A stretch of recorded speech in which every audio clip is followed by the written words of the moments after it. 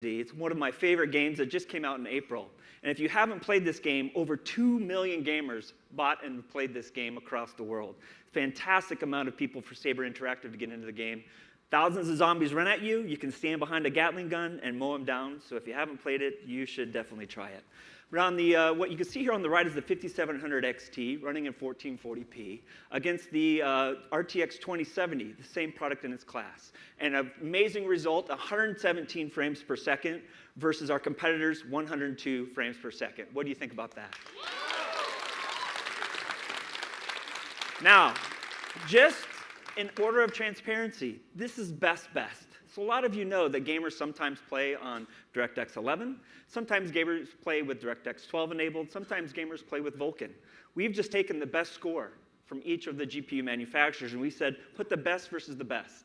So that way there's no trickery, and you can see that in its class, in the $499 class, the RX 5700 XT beats the competition and beats it consistently.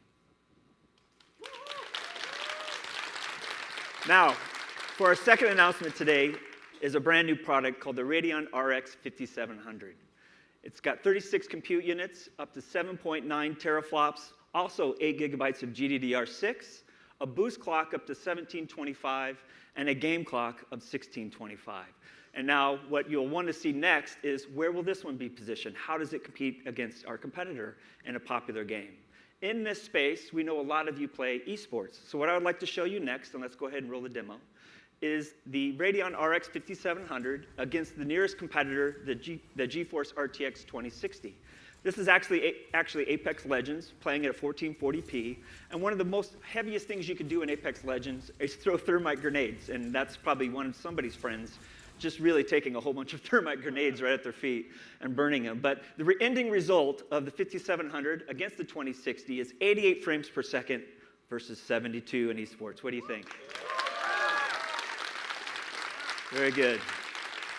So now let's take a look at the data. Again, fast, no matter the API. Their fastest versus our fastest, nothing to see here, but what you can, nothing trickery to see here for the gamers on this, and watching on the stream or in the audience. But what you can see here is that up to 10% faster than the RTX 2060 in the top 10 games that have launched in the last year. Truly leading performance in its class. 2070, both running at around 60 frames a second. And in green, you can see that motion to photon latency. It's about 57 milliseconds from the time you press the button on your mouse or your keyboard to the time it comes out of the monitor into your eyes.